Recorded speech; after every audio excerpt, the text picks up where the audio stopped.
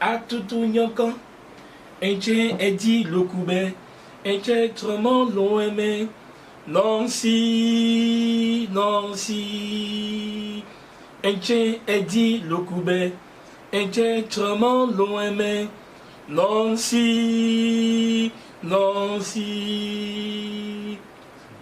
Interno et sans lobiselo, loba double coucorome, lo adougan kake, adougan ka jama, et c'est lo yefi, lo yefi non amatelo emen, et c'est lo yefi non amatelo emen.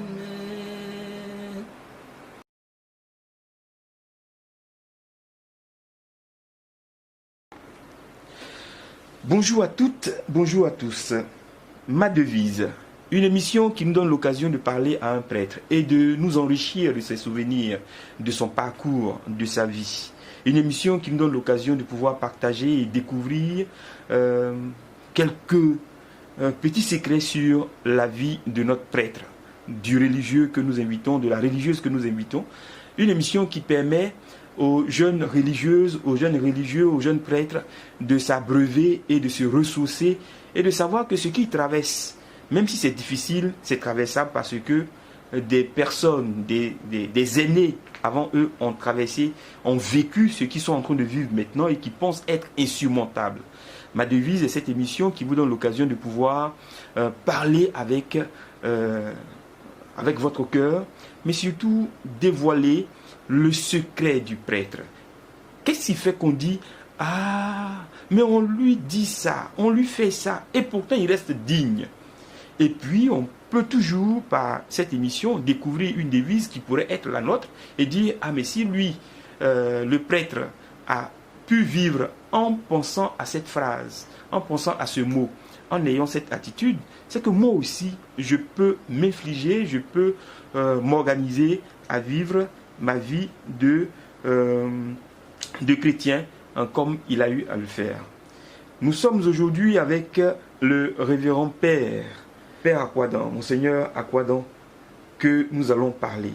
C'est avec cette figure emblématique de l'Église catholique de Côte d'Ivoire, plus singulièrement mieux connue au niveau du diocèse d'Abidjan, de l'archidiocèse d'Abidjan, mais connu aussi au niveau de la conférence épiscopale des évêques, et donc connu au niveau de l'église de Côte d'Ivoire. Ce monsieur discret, mais ferme dans ses décisions. Quand vous le voyez marcher, vous pouvez décliner déjà et savoir qui c'est l'homme. Mais cette émission, ma devise, va vous permettre de découvrir ce qui fait sa force. D'où est-ce qu'il tire sa joie? D'où est-ce qu'il tire sa sérénité, sa façon d'être? Avec ma devise aujourd'hui, nous découvrons l'homme. Bonjour, Monseigneur. Oui, bonjour. Eh bien, ma devise est une émission qui découvre la devise d'un prêtre. Vous, vous êtes un monument.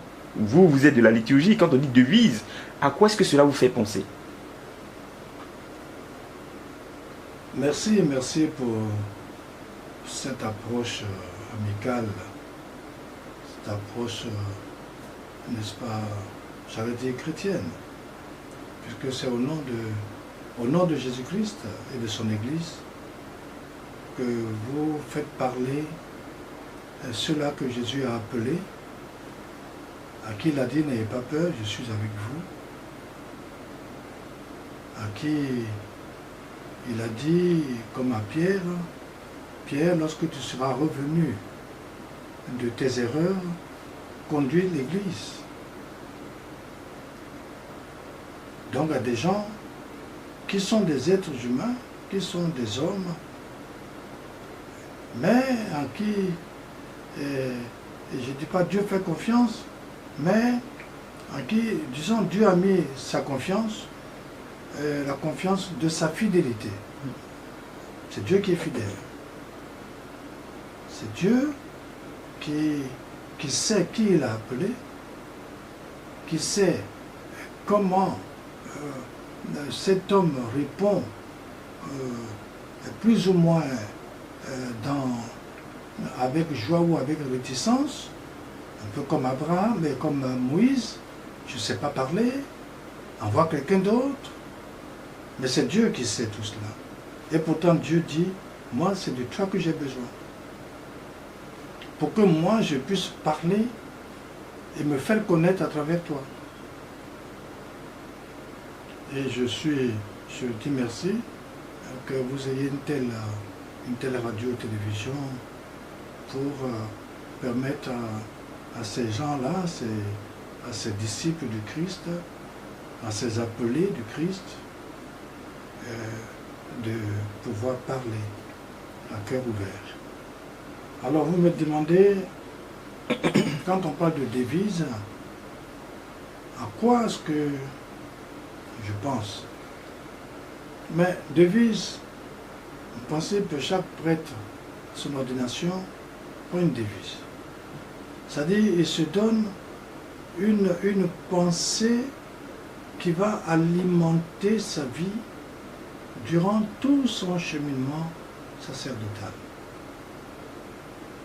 Moi, j'en ai deux. Ah oui? Mais j'ai pris la devise qui m'a accompagné jusque 50 ans. Et maintenant, après 50 ans, j'ai dû changer parce qu'il y a une autre vision de, j'allais dire, de ma relation à Dieu qui change. Enfin, qui s'exprime, non pas qui change, qui s'extériorise. Donc, je pense que la devise dont vous parlez, c'est le socle sur lequel tu vas bâtir ta vie et conduire ta vie pastorale. Parce que le prêtre, d'abord, il se sanctifie par son travail apostolique. Étant donné que c'est Jésus lui-même qui fait de lui son ami, qui habite en lui, pour que lui se laisse faire et se laisse être un élément dont Dieu va se servir pour évangéliser,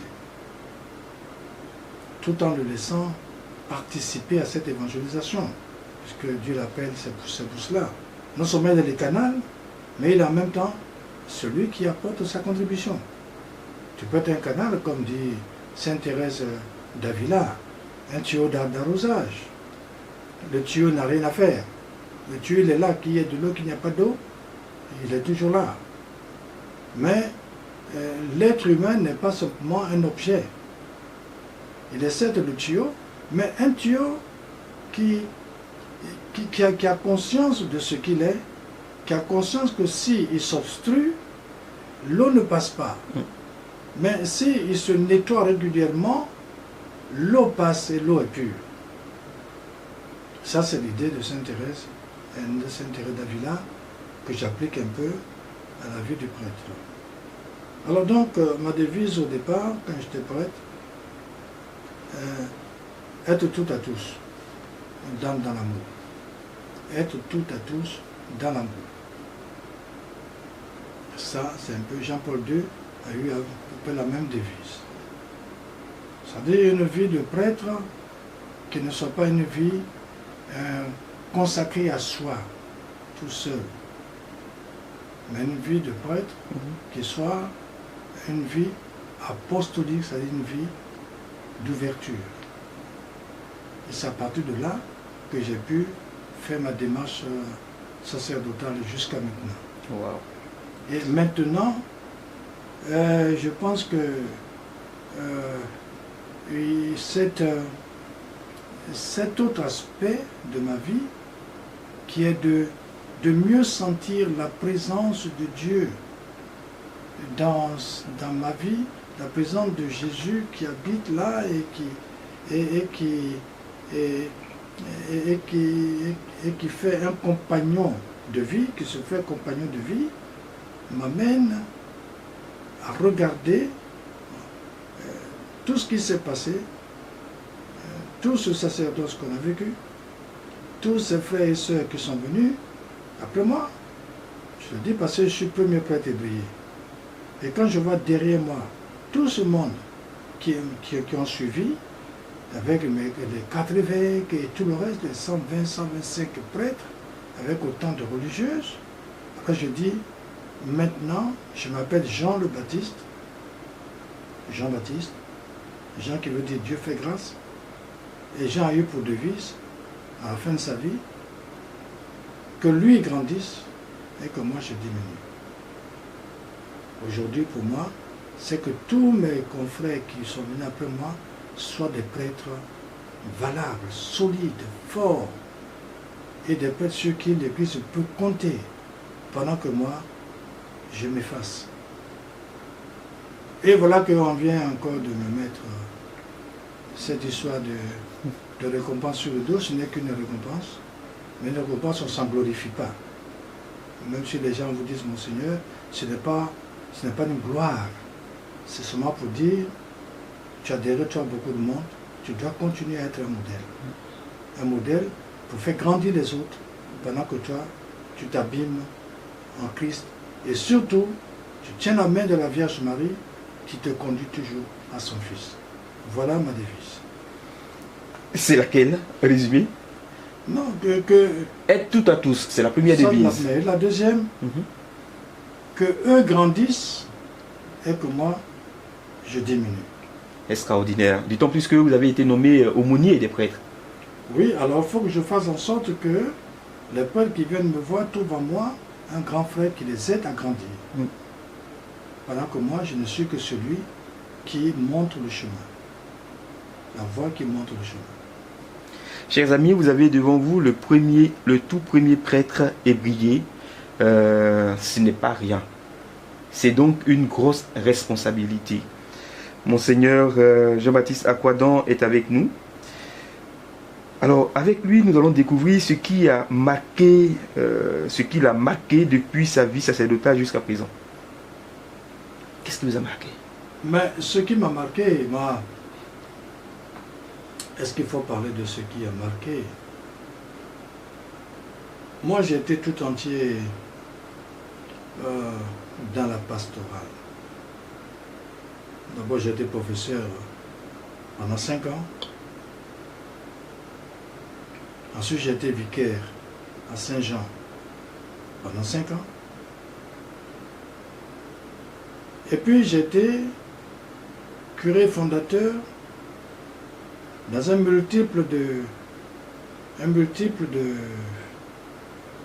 3 à 5, 15 ans. Et ça, d'abord, les chiffres même m'ont beaucoup marqué. Pourquoi 5, 5, 15?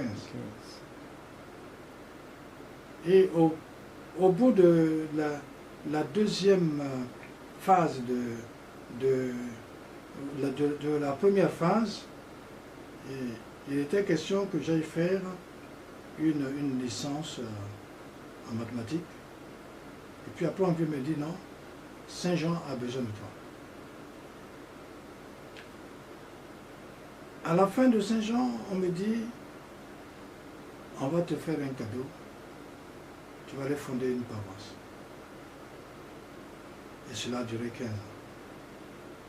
Alors, d'abord, ce symbolisme de 5, 5 ce n'est pas un chiffre symbolique dans la Bible en fait, mais dans la vie d'un homme qui passe de 5 à 5, vous savez que dans certains pays, les élections c'est tous les 5 ans, bon, ça c'est autre chose.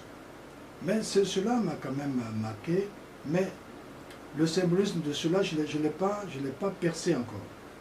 Mais c'est le fait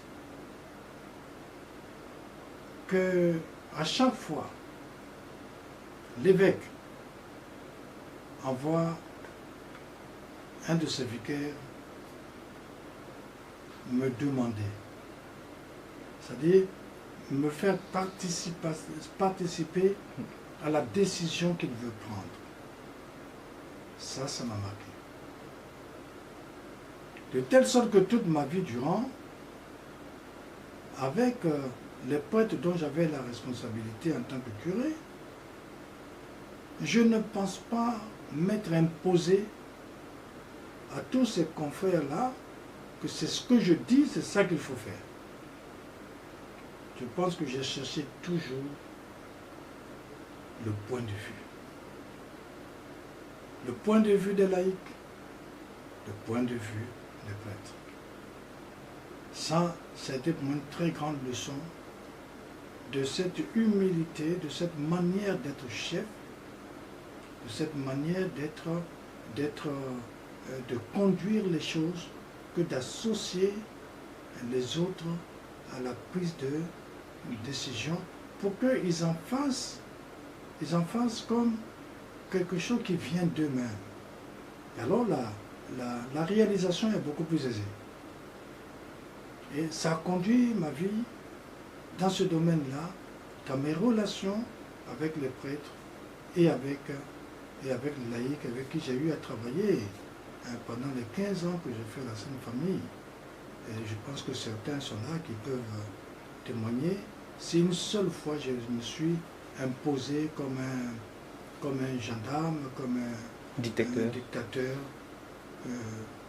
Je ne pense pas. Voilà. Donc voilà un peu. Et puis bon, on a fait les 15 ans, ça encore c'est toute une histoire, puisque c'est toute une vie, toute ma vie sacerdotale, c'est vraiment à donner de son plein dans la fondation de cette nouvelle paroisse que vous connaissez, qui est la Sainte Famille, la Riviera, avec tous les démembrements que nous avons voulu, avec le peuple de Dieu que nous avons voulu, et qui a pris forme maintenant. Aujourd'hui, vous avez paroisse du Bon Pasteur, paroisse de Notre-Dame de la Tendresse, Notre-Dame de l'Incarnation, Notre-Dame de l'Espérance, et j'en passe. Et j'en passe. Si on veut bien voir les entités paroissiales ou quasi paroissiales, on en compte au moins une quinzaine dans ce lopin de terre qui a été confié. Et c'est là que j'ai passé le plus beau moment de la vie, avec des hauts et des bas, bien sûr. Ça c'est un homme qui dit qu'il n'a pas de hauts, il n'a pas de bas, c'est un menteur. Voilà. Vous l'avez dit à l'entame, on vous a appelé, Monseigneur vous a appelé, il a dit on va vous faire un cadeau, vous allez être curé fondateur. Finalement, est-ce que c'était un cadeau? Mais pour le prêtre, un prêtre, la grande aspiration d'un prêtre, c'est de devenir un pasteur d'âme. Tout prêtre doit aspirer à cela. Tu peux être un prêtre professeur, tu peux être un prêtre, je ne sais pas quoi, sur cela, mais la vocation d'un prêtre séculier, c'est-à-dire un prêtre diocésain, c'est d'un jour se voir confier la charge de sanctifier, d'enseigner et de gouverner le peuple de Dieu. Ça, vous l'aviez à Saint-Jean? À Saint-Jean, j'étais vicaire. Ah, d'accord. Saint-Jean, j'étais vicaire. Le vicaire, il est soumis à son curé qui lui donne du travail à faire. Le vicaire, c'est celui à qui on dit, bon, toi, tu vas t'occuper, par exemple, de la catéchèse. Ou tu vas t'occuper de la liturgie. Ou tu vas t'occuper de telle chose. C'est le curé qui dispense certaines de ses charges à ses vicaires. Et le vicaire, il agit selon son charisme.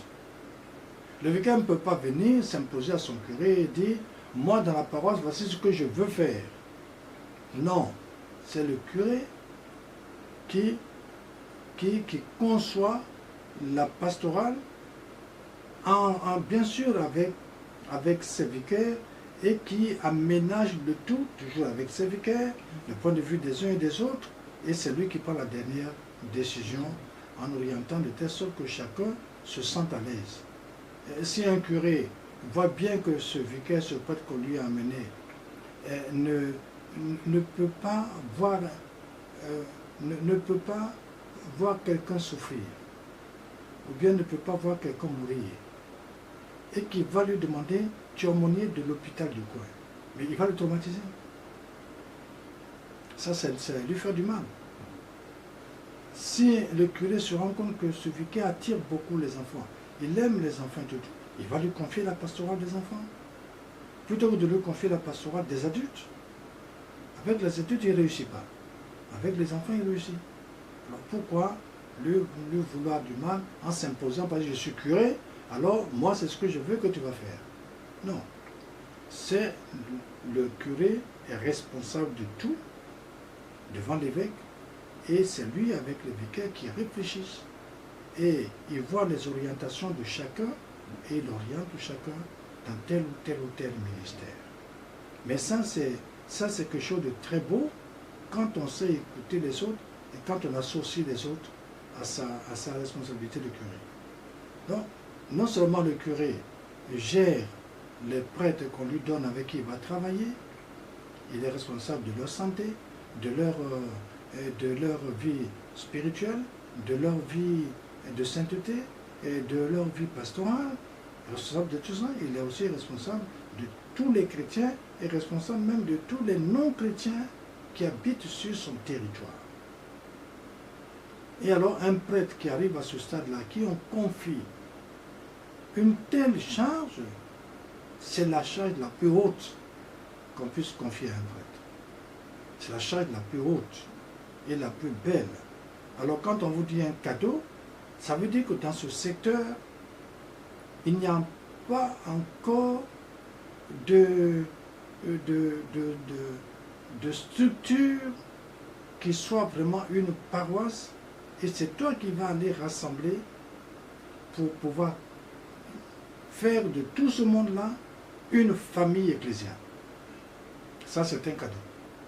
Un cadeau quand on sait que ce territoire canonique regorge d'intellectuels, c'est pas un territoire canonique où il y a peut-être peu d'intellectuels, mais des intellectuels, chacun avec son intelligence, sa formation, qui vient et qui ne se laisse pas faire parce qu'il dira je suis intellectuel. Oui, mais justement, mais le prêtre qui arrive, il entend l'autre, l'autre dit je suis intellectuel, d'accord, mais alors comment l'intellectuel peut rencontrer Jésus-Christ? Ouais. Il s'agit de cela. Comment un intellectuel, comment un scientifique, comment une femme, une ménagère, comment peut, en ce qu'il est, dans son être propre, se sentir un fils de Dieu et ami de Dieu. Le curé est là pour que chacun dans sa singularité personnelle puisse découvrir le visage de Dieu et être ce qu'il est et devenir en quelque sorte comme une bonne nouvelle de Dieu en se mettant au service. Et finalement, elle arrivera qu'elles sont, ceux avec qui on a travaillé, sont les intellectuels, mais qui étaient heureux de travailler parce que on leur faisait confiance, à tel point que, je crois, le cardinal Yago a dû dire une fois dans un des centres, écoutez, attendez-vous un jour à conduire l'église parce qu'il n'y aura pas toujours des prêtres avec vous. Ça veut dire quoi? Ça veut dire voici des intellectuels à qui déjà l'évêque donne la possibilité de conduire une communauté parce que les prêtres, il est seul, c'est pas toujours qu'il sera là, il faut que le laïc fasse le travail. On ne peut pas mettre quelqu'un qui n'a jamais, même si c'est un groupe de gens qui n'ont jamais été, qui ne sont pas de gros intellectuels, mais être intelligent ne veut pas dire être intellectuel. Un intellectuel peut ne pas être intelligent. Tout à fait. Une vieille femme, une vieille maman de 90 ans peut être plus intelligent que toi l'intellectuel. C'est avec le cœur, ça. Voilà. C'est extraordinaire. Vous avez remarqué, on va faire le pied à terre pour cette première émission, cette première approche de Monseigneur Jean-Baptiste Akouadan, prêtre de Jésus-Christ.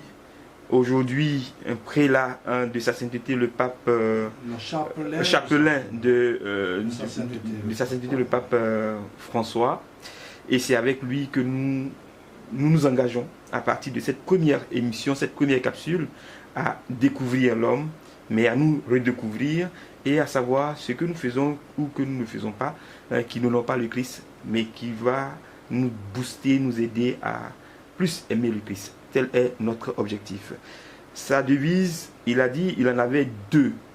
Il nous les a cités. Dans la prochaine émission, nous allons découvrir ces deux devises et puis les expliquer. Merci de nous avoir suivis. Au revoir. Et lundi prochain pour un autre numéro consacré à la vie sacerdotale de Monseigneur Jean-Baptiste Aquadan. Au revoir. Très bien.